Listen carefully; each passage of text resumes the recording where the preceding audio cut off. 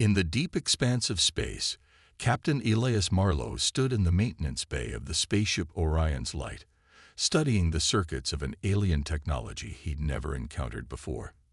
He had spent years understanding the intricacies of human and ally technology, yet this device was unlike anything he'd seen. Each wire glowed with a dim, pulsating blue light, and the casing was made of an organic metal that seemed to react to his touch. Its function was unclear, and there was something disturbingly alive about the way it responded. But the stakes were high. The crew depended on him to get this mysterious piece of equipment online. Just as he prepared to examine it further, a voice crackled over his comlink. "Captain Marlowe, there's an incoming transmission. It's from the Zurian envoy." Elias had heard about the Zurians, a highly advanced, isolationist species whose technology surpassed anything known in human records. They rarely spoke to outsiders, preferring to maintain an enigmatic silence. But rumors said they held secrets to some of the galaxy's greatest mysteries. "Patch them through," Elias responded, wiping his hands on his worn-out uniform. The comm line buzzed before a soft, resonant voice filled the room. "Captain Elias Marlowe." It spoke with a calmness that was almost unsettling. "I am Vera of the Zurian delegation. We understand that you are in possession of a Zurian device, one that your crew acquired from unconventional means." Elias swallowed, steeling himself. Their last mission had been tense. They had found the device aboard a derelict Zurian vessel, drifting abandoned on the edge of human-claimed space. They hadn't encountered a single Zurian aboard, only signs of a hasty departure. The device had seemed like their best lead on what happened to the missing crew. "Yes," Elias replied, choosing his words carefully. "We found your vessel and retrieved the device. It appears damaged, though, and it's not responding to standard systems diagnostics." A pause followed, and for a moment, Elias wondered if the Zurian had disconnected. But then, the voice returned, softer, but with a hint of urgency. "Captain, that is no mere device. It is a life support mechanism for one of our own, an adaptive suit that sustains its host in hostile environments. It is imperative you do not interfere with it further. We believe it still contains the occupant's consciousness." Elias felt a chill run down his spine. The organic metal's subtle movements, the faint pulses. Could it be alive? "I see," he managed, the weight of the situation pressing down on him. "If this is a life support suit, then it must be malfunctioning. Whatever happened to your crew, it left the device critically damaged. My crew and I have limited resources, but I'd be willing to help restore it if you can guide us." "Your offer is unexpected," Vera responded, though not without a hint of gratitude. "Humans, it seems, are more curious than we anticipated." Elias allowed himself a small smile. Curiosity had led him this far. It was practically in his blood. "Curiosity is what got us into space in the first place, Vera. Then, perhaps, curiosity will save my kin as well," Vera replied, her tone softening. "I will send you schematics and instructions to stabilize the suit. The being within has entered a hibernation state. Restoring full function will take time, and it must be done carefully." Elias nodded, determination settling in his chest. "Understood. We'll do everything we can."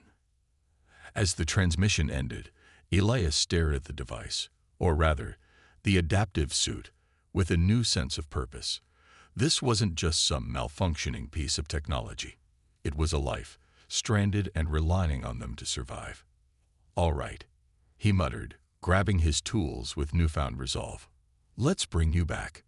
Captain Elias Marlowe worked tirelessly, guided by the Zurian's instructions, which detailed complex repairs that stretched beyond his understanding of even the most advanced human technology. The adaptive suit contained intricate systems for monitoring vital signs, simulating an alien atmosphere, and powering neural pathways in ways that seemed to defy conventional logic. The organic metal was as much a part of the creature inside as it was its armor. With every adjustment, the suit responded subtly, as though testing its boundaries. The blue light grew brighter with each calibrated repair, casting an eerie glow in the dimly lit maintenance bay. Hours passed. Elias's hands were sore, his eyes strained, but he refused to stop. He was close. He could feel it. And then, just as he was tightening the last panel, the device shuddered, releasing a low hum that vibrated through the deck. The blue glow shifted into a vibrant, pulsing rhythm, almost like a heartbeat. He stepped back, tense, waiting. Was this a good sign or a warning? Then the metal casing began to retract, peeling back slowly to reveal the figure within. A slender, almost ethereal being lay cocooned inside. Its skin was a shimmering gray-blue, speckled with tiny bioluminescent dots. Its elongated eyes were closed, and its features were strangely delicate, both familiar and otherworldly. Before Elias could process it fully, the being's eyes opened, revealing irises that gleamed with the same azure light as its suit. The gaze was intense, filled with both wisdom and something unreadable. The alien blinked slowly, adjusting to its surroundings, and then it spoke, softly, in a language Elias couldn't understand, the words lilting and musical. He took a deep breath, steadying himself. "Can you understand me?" he asked, hoping the suit's systems could translate. The alien tilted its head, regarding him with a mix of curiosity and caution. After a moment, it responded, this time in heavily accented but understandable English. "You are human." "Yes," Elias replied, nodding. "I'm Captain Elias Marlowe of the Orion's Light. We found your ship adrift, and we're trying to help." The alien studied him, eyes narrowing slightly as though searching for deception. "Your people saved me." It seemed almost incredulous, and for a moment, Elias wondered what Zurians thought of humanity. "Yes, we did," he answered, feeling a pang of empathy for the creature. "My crew and I, we couldn't just leave you out there." The alien's gaze softened, a subtle change, but Elias noticed. "My name is Nara," it said, placing a slender hand on its chest. "I am, or was, the science officer aboard the Zurian vessel. We were sent to study the effects of a cosmic anomaly, but something went wrong. Our systems failed, and—" It paused, the grief in its voice unmistakable. "I don't know what happened to the others." Elias felt the weight of Nara's loss. "I'm sorry. We found no one else on the ship. You were alone." Nara nodded slowly, her expression unreadable. "And yet, a human chose to help. This, I did not expect." Elias chuckled softly, scratching the back of his neck. "Well, we're known for making surprising choices."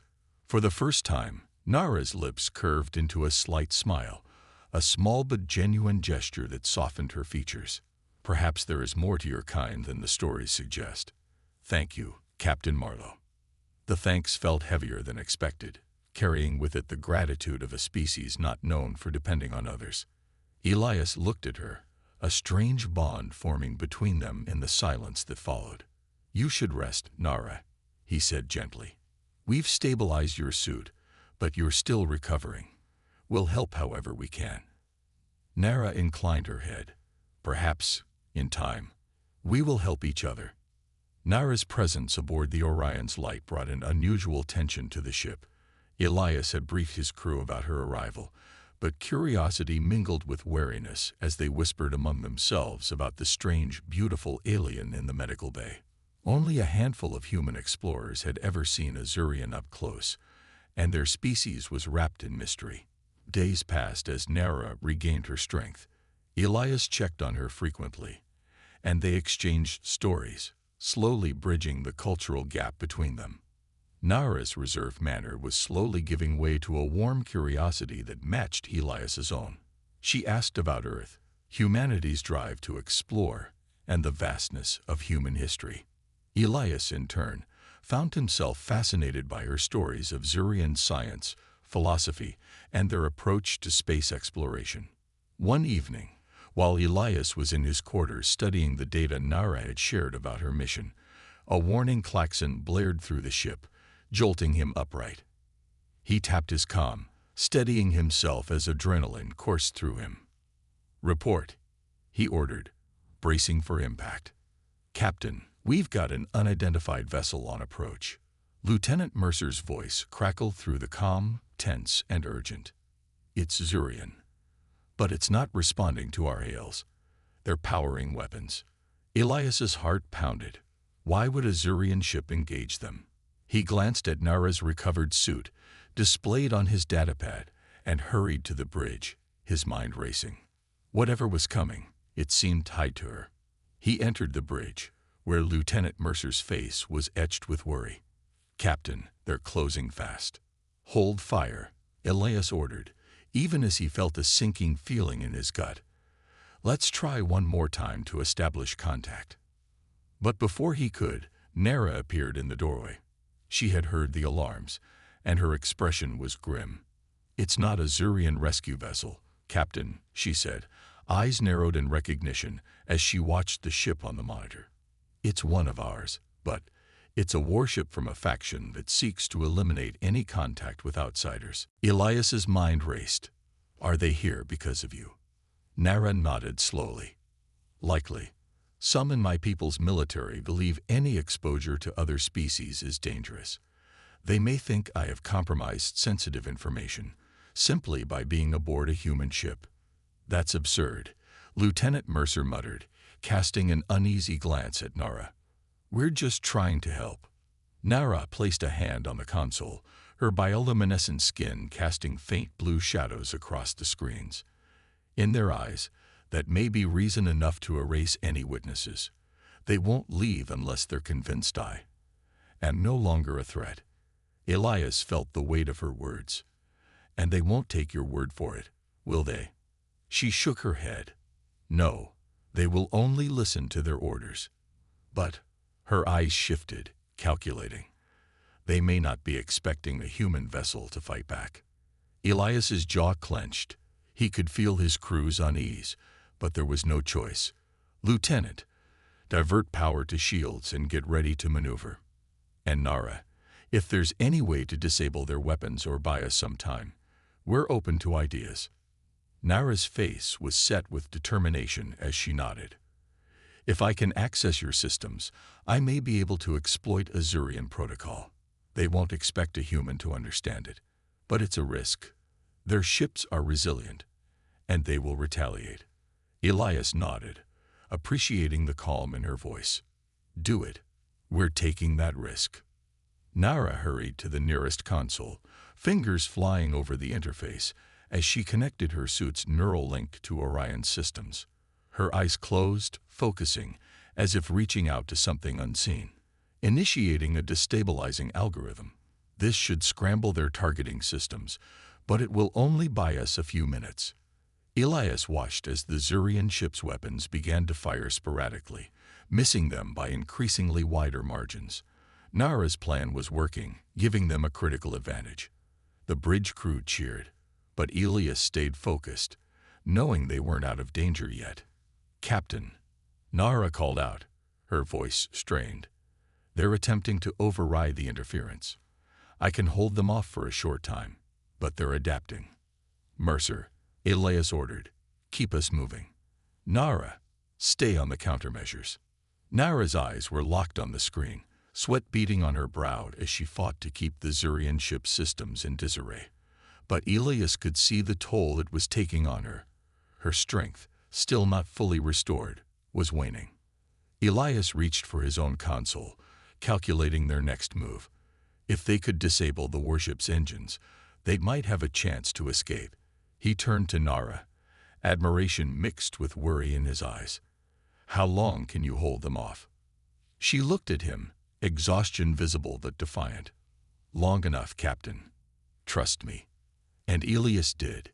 He felt an unspoken bond between them, a partnership forged under fire. He only hoped it would be enough to get them both out alive. The Zurian warship loomed closer, its dark silhouette cutting through the stars with an ominous presence. Despite Nara's efforts to scramble their systems, they were adapting at a frightening speed, recalibrating and locking onto Orion's light with ruthless efficiency. Elias glanced around the bridge, noting the fear etched on his crew's faces. But behind that fear, he saw resilience, the same resilience that had carried humanity through the vast unknown of space. They wouldn't give up, not with everything at stake. "Lieutenant Mercer, bring us around," Elias commanded, voice steady despite the tension crackling through him. "Let's make ourselves a harder target." Mercer's hands flew across the controls, and Orion's light lurched to one side, darting and weaving in an evasive maneuver. The Zurian warship's blasts scorched the empty space around them, but missed each time. Nara's interference was working, but Elias knew they couldn't count on it for much longer. At that moment, Nara's voice crackled over the comms, tired but steady. "Captain, I have an idea. But it's risky. I believe I can override a defensive protocol on their ship, a self-defense mechanism that might force them to retreat. But it's dangerous. If they realize what I'm doing, they may retaliate with everything they've got." Elias nodded, the wheels turning in his mind.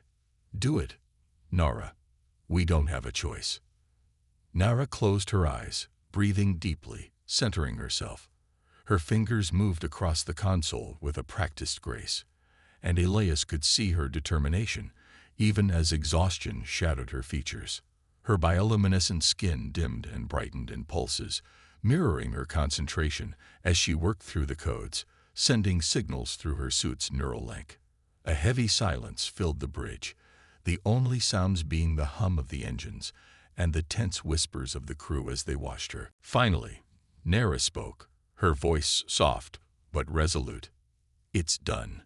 Elias looked to the monitor, watching as the Zurian warship suddenly slowed, their weapons going dark. For a few heart-pounding moments, they simply hovered in space, silent, almost as if they were rethinking their attack. Then, without warning, a new signal appeared on the screen, a message, transmitted directly from the Zurian warship. Elias's heart raced. He activated the comms, hoping against all odds that they would listen. The voice that filled the bridge was low and dispassionate, a far cry from Nara's warmth. "Human vessel Orion's light, your interference is in direct violation of Zurian isolation protocol. Surrender the Zurian known as Nara, or face immediate destruction." Elias glanced at Nara, who met his gaze with a calm resolve. "They won't stop," she whispered. "Not until they're certain I've been silenced." But Elias refused to hand her over. He understood now that her mission, whatever it entailed, had put her at odds with factions within her own people, and the thought of abandoning her was inconceivable. Taking a steadying breath, Elias replied, "Zurian vessel, this is Captain Elias Marlowe of Orion's Light. We have no intention of violating your protocols, but we will not surrender a guest aboard our ship." A pause, then the Zurian voice replied coldly, "Then prepare to be eradicated." The connection cut abruptly, and the Zurian ship's weapons flared to life. Elias cursed under his breath. The warship wasn't going to give them another chance. He turned to Nara, who had returned to her console, her fingers moving across the controls with renewed urgency. "Captain," she called, urgency coloring her voice, "if I can synchronize my neural link with their systems one more time, I may be able to trigger a fail-safe, but it will take everything I have, and I can't guarantee it will work." Elias hesitated. The look in her eyes told him the cost could be more than just exhaustion. It could be her life, but the alternative was certain destruction. "Do it," he said, his voice steady. "We'll cover you as best we can." Nara nodded, determination tightening her features. She closed her eyes, focusing, and the bioluminescent glow of her skin intensified as she poured everything into the connection. Her body tensed, and Elias could see the toll it was taking. As Nara worked, the Zurian ship's weapons flared again, and blasts of energy raced toward Orion's Light. Mercer struggled to keep the ship evasive, but one blast hit their hull, causing the bridge to shake violently. Alarms blared, and sparks flew from damaged consoles. "Shields are down to 40%, Captain," Mercer shouted. Elias gripped his console, eyes fixed on Nara. He knew their fate rested with her now, and he could only hope she was strong enough to finish what she had started. Then, just as another blast threatened to tear them apart, the Zurian ship's lights dimmed. Nara's eyes flew open, and she gasped, nearly collapsing as she broke the neural link. Her breathing was ragged, her skin dimming as the bioluminescent light faded. "It's done," she whispered, swaying on her feet. "They're locked in a temporary override. They'll need time to reset their systems." Elias's eyes softened with relief and gratitude. He reached out, steadying her as she fought to stay upright. "You did it, Nara. You saved us." She managed a faint smile. "I couldn't let them harm your crew. You showed me kindness when you had no reason to." Elias gave her a reassuring squeeze. "That's what we do. Now, let's get out of here." As Orion's light sped away from the disabled Zurian warship, Elias looked over at Nara, who had collapsed into a seat, utterly spent. Her bravery and resolve had saved them all. And he knew now, beyond any doubt, that their paths had crossed for a reason. "Get some rest, Nara," he said, smiling. "We're safe, thanks to you." In that moment, surrounded by the vast emptiness of space, Elias realized that they were no longer just captain and alien. Nara had become something more, an ally and perhaps even a friend. And as they drifted toward safer territory, he felt the beginnings of a partnership that could change not only their fates, but maybe even the destiny of their two worlds. As Orion's light coasted through safer territory, Captain Elias Marlowe finally allowed himself a breath of relief. The Zurian ship was far behind them, still entangled in Nara's expertly deployed failsafe. His crew moved to assess the damages, while Nara rested in a makeshift med bay, pale but stable. Elias moved quietly to her side, watching as her bioluminescent skin dimly pulsed in sleep. Her resilience and self-sacrifice had left a lasting impact on him and on his crew. The woman lying before him had risked her life not just to survive, but to protect them all. Her bravery mirrored humanity's own spirit in ways he hadn't anticipated. As if sensing his presence, Nara's eyes fluttered open. She looked at him with a tired but genuine smile. "Captain, are we safe?" Elias nodded. "You did it, Nara. We're out of range." She exhaled a sigh of relief, her gaze drifting to the ceiling. "I feared they would destroy you. And yet, you chose to protect me. Why, Elias? I am not of your people." Elias sat down beside her, contemplating his answer. "Because it was the right thing to do.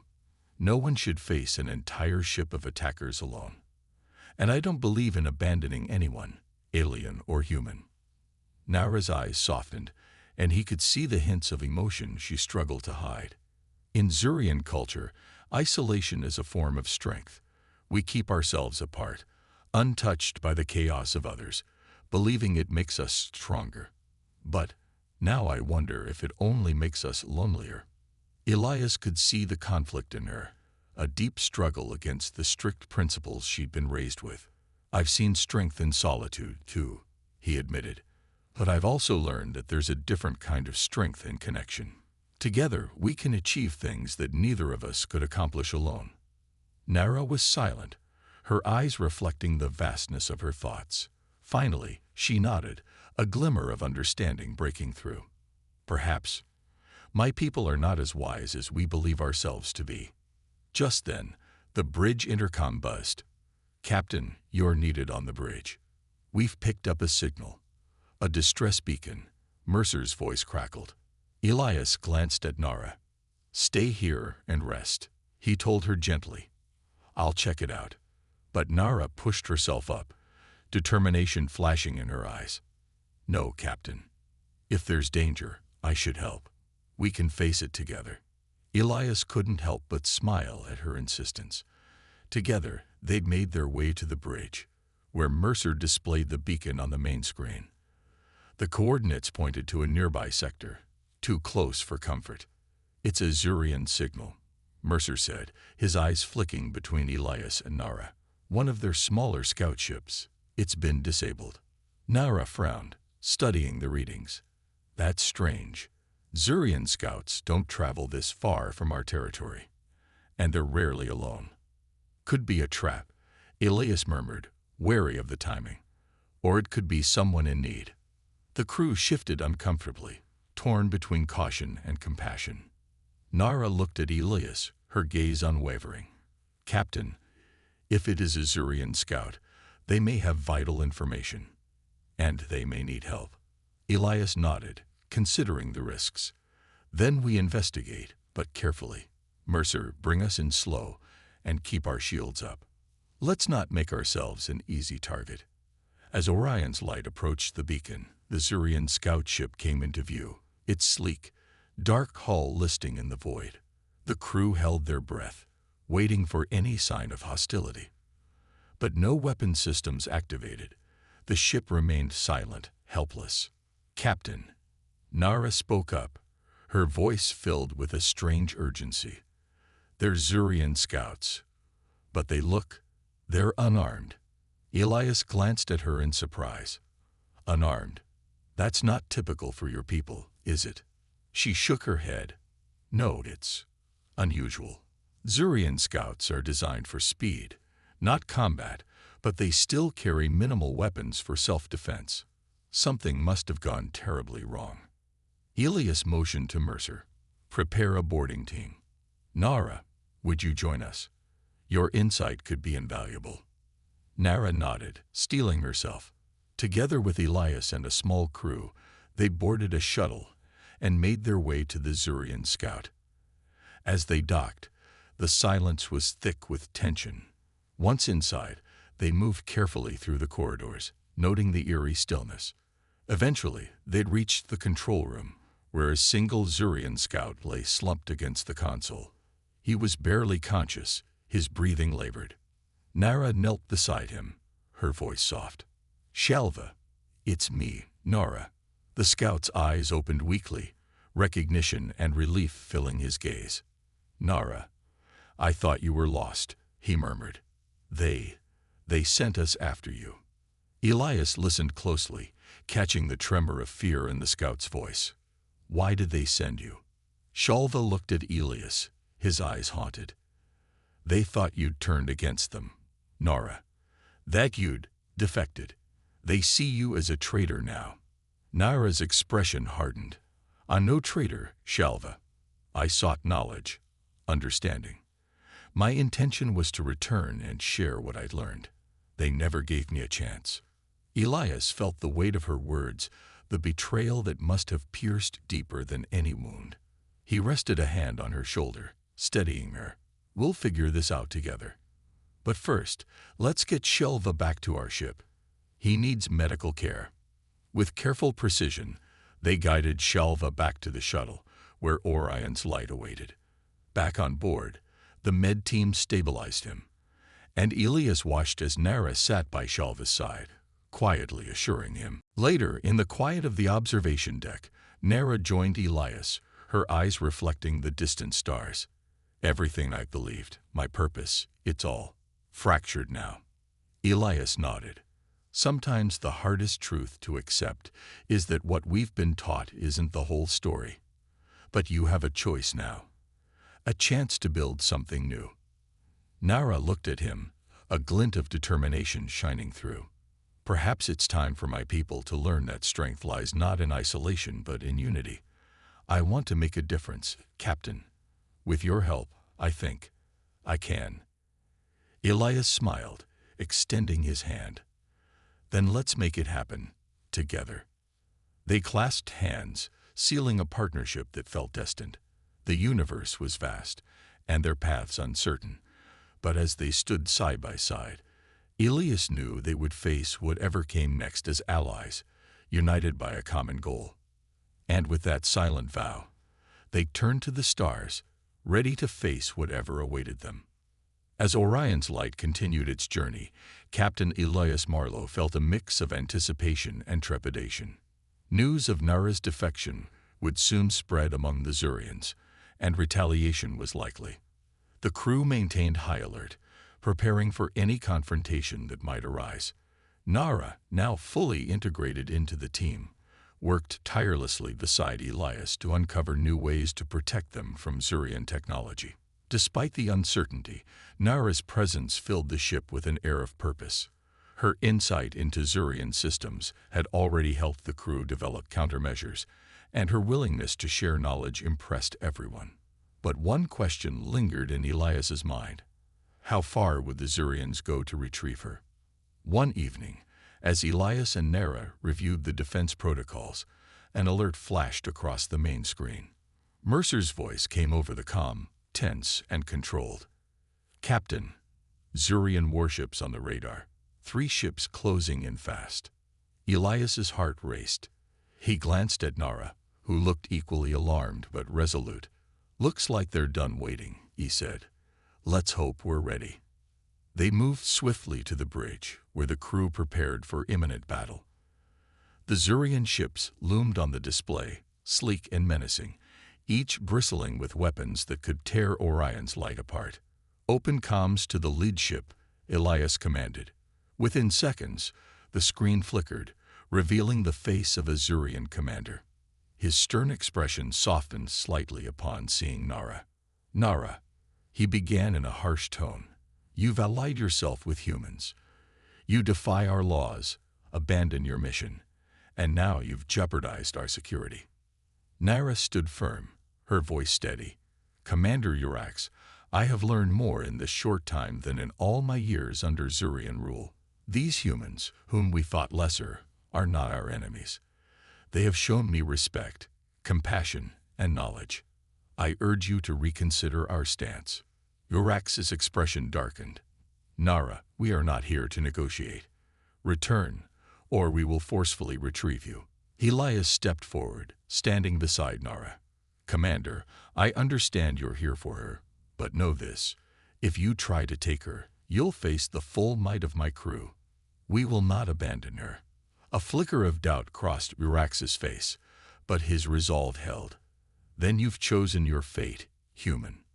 With that, the transmission cut, and the Zurian ships adjusted their formation, preparing to fire.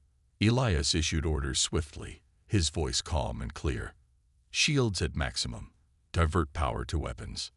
"Nara, are there any weak points in their formation?" Nara studied the screen, her sharp mind working at full speed. "The lead ship's weapon systems take a fraction longer to recharge. If we time it right, we can disrupt their assault." Elias nodded. "Mercer, coordinate with Nara. Let's make this count." As the Zurian ships advanced, Orion's light unleashed a barrage of counterfire, strategically targeting the lead vessel. Nara's insights proved invaluable, allowing them to dodge and weave between Zurian blasts, landing hits in precise spots that weakened the enemy formation. The Zurian ships closed in, surrounding Orion's light in a deadly pincer maneuver. But Nara, with her unique understanding of Zurian tactics, quickly identified an opening. "Captain," she said urgently, "the ships are cinched to Urax's command. If we disable this vessel, the others will lose coordination." Elias seized on the idea. "Focus all firepower on Urax's ship. Mercer, prepare a decoy signal. Make it look like we're retreating. Then loop around for a direct hit." With seamless precision, the crew executed Elias's plan. The Zurian ships shifted position, responding to the false retreat. And just as Urax's ship moved to pursue, Orion's light swung back in, unleashing a concentrated blast on the Zurian flagship. The attack was devastating, shattering Urax's ship's shields and disabling its main power core. As the Zurian ships faltered, Urax reappeared on the screen, his expression one of disbelief and resignation. "Nara, you have chosen them over us." Nara's voice was steady but filled with sorrow. "I chose the path that will bring true strength and understanding. This doesn't have to end in destruction, Urax. There is room for cooperation." Urax hesitated, clearly wrestling with his own pride and the overwhelming defeat they'd faced. After a tense silence, he bowed his head slightly. "Perhaps I was wrong. Perhaps in isolation, we've lost sight of our purpose. But this isn't over, Nara. Not yet. The transmission cut, and moments later, the Zurian ships disengage, retreating into the dark expanse. The bridge erupted in cheers, but Elias and Nara shared a somber glance. The battle was won, but the struggle for understanding was only beginning. As the adrenaline faded, Elias turned to Nara, a small smile breaking through his exhaustion. "You did it, Nara. They heard you." She smiled back, the relief evident in her glowing eyes. "No, Captain. We did it, together." With the Zurian ships retreating, a sense of calm settled over Orion's light, but Elias knew it was only temporary. The battle may have ended, yet its consequences had only begun to unfold. Nara's decision to stand with humanity had altered the course of her people's history. She was in exile now, cut off from her home and kin, and for the crew, that realization was sobering. Days passed as the ship cruised through quieter stretches of space. Nara spent much of her time with Elias and the crew, absorbing every scrap of information about human technology, culture, and history. To the crew, she was no longer an alien. She was part of them, a friend, a comrade who had risked everything for their sake. One evening, as the stars drifted lazily past the observation deck, Elias found Nara there, her gaze distant as she looked out into the galaxy. He approached her, sensing the weight on her mind. "Thinking about home?" he asked, leaning against the railing beside her. She nodded, her voice soft. "Yes, it's strange. I always felt a duty to my people, a purpose that was rooted in isolation, in superiority. But now, I see so much more. I see what we could have learned if we had been willing to open ourselves up, to connect." Elias placed a reassuring hand on her shoulder. "It's not too late, Nara. You're proof of that. You've shown them a path, even if they aren't ready to take it yet." Nara looked up at him, her alien eyes filled with a depth of gratitude. "You have shown me what true strength is, Elias. It's not about power or domination. It's about understanding and resilience. Humans, you carry a spark I've never seen before." Elias smiled. "And you, Nara, have shown us a new way of thinking. If we work together, who knows what we might accomplish." Just then, Mercer's voice came through on the intercom. "Captain, we're receiving an encrypted message. It's from the Zurian command." Elias exchanged a glance with Nara, feeling the tension ripple between them.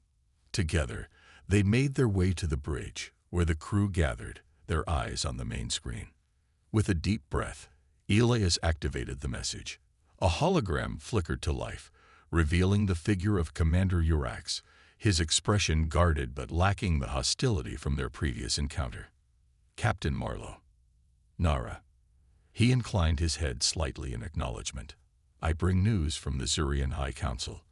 After careful deliberation, they have decided to reconsider our policy of isolation. We have observed your cooperation and the strength that diversity has brought to your alliance. While there are many who remain cautious, we cannot ignore the evidence before us." Nara's eyes widened, her breath catching. This was more than she had hoped for. Urax continued, his voice more measured. "The High Council has authorized limited contact with humanity, under the condition that Nara remains as a representative of this new bond." Elias felt a surge of relief and pride, glancing over at Nara, whose expression mirrored his own hope. "Commander Urax, we accept this with the utmost respect and gratitude. Together, I believe our people can build something incredible." Urax nodded, the faintest hint of a smile on his usually stern face. "Do not make us regret this, Captain. And Nara, know that we are watching. You carry the weight of our people's future on your shoulders." The transmission ended, and the crew erupted into applause and cheers.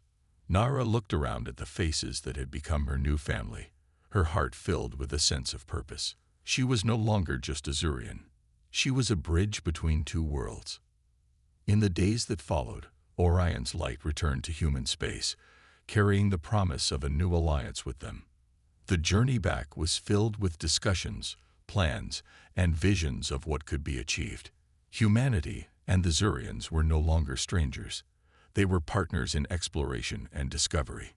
Elias knew there would be challenges, and Nara understood that she might never truly belong to either world again. But together, they were creating something greater than themselves, a path forward, built on trust, respect, and the knowledge that they were stronger together. As they approached Earth, Elias turned to Nara, a satisfied smile playing at his lips. "Welcome to the start of something extraordinary." Nara looked out at the planet growing larger before them, her heart swelling with hope. "Thank you, Captain, for everything." And with that, Orion's light entered orbit, marking the beginning of a new chapter, not just for humanity and the Zurians, but for the galaxy itself.